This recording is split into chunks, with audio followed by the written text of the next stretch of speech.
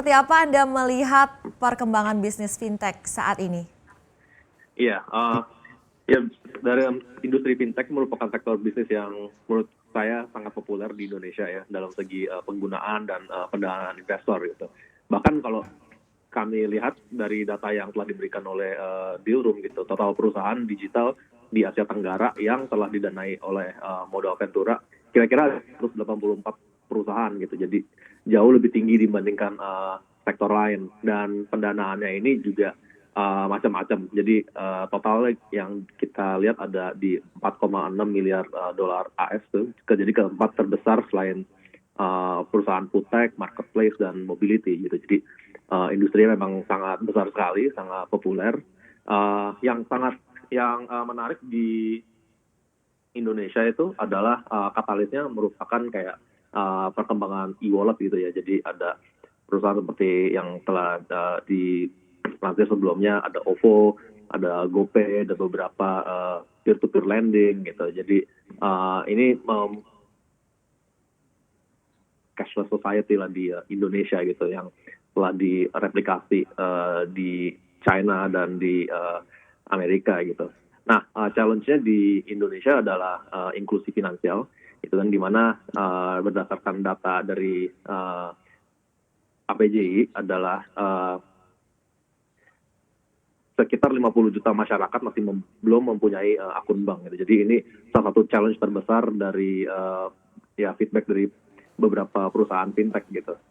E-wallet memang memberi akses untuk bisnis model yang lebih baru gitu seperti subscription, adanya subscription dan akses ke transaksi online gitu. Jadi masyarakat yang nggak punya akun bank bisa melakukan transaksi online gitu kan dan memudahkan transfer juga terhadap satu sama yang lain. Dan ada beberapa sektor lain yang seperti lending, kredit, infrastruktur itu juga sangat meningkat dan sangat kami pantaukan di Indonesia. Oke, Winston, selama ini bagaimana kriteria dari MDI Ventures dalam menyeleksi startup lokal fintech yang akan menjadi portofolionya? Ya, ya regulasi di Indonesia itu tergolong sangat baik ya dalam memastikan layanan yang baik dan aman. Jadi kami juga melihat perusahaan karena kita juga mainnya di late stage, jadi kami melihat perusahaan-perusahaan yang terus mempunyai model bisnis yang masuk akal, berpotensi bisa mengganti gaya hidup masyarakat di Indonesia, serta bisa secara regulasi juga terdaftar dan bisa ya yang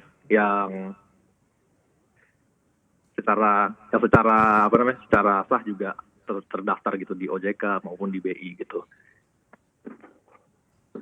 Oke, segmentasi pasar yang belum tergarap dengan baik oleh fintech di mana sih saat ini menurut Anda, Winston? Iya,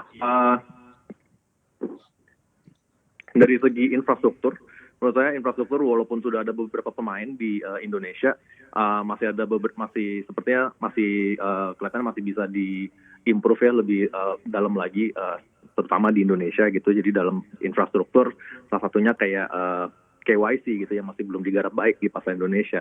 Namun memang ada tantangan sendiri dari segi regulasi, standarisasi gitu ya. Jadi berharapnya sih dengan baiknya perkembangan KYC bisa menuai beberapa industri fintech baru yang saat ini masih belum dapat dikerjakan gitu di Indonesia.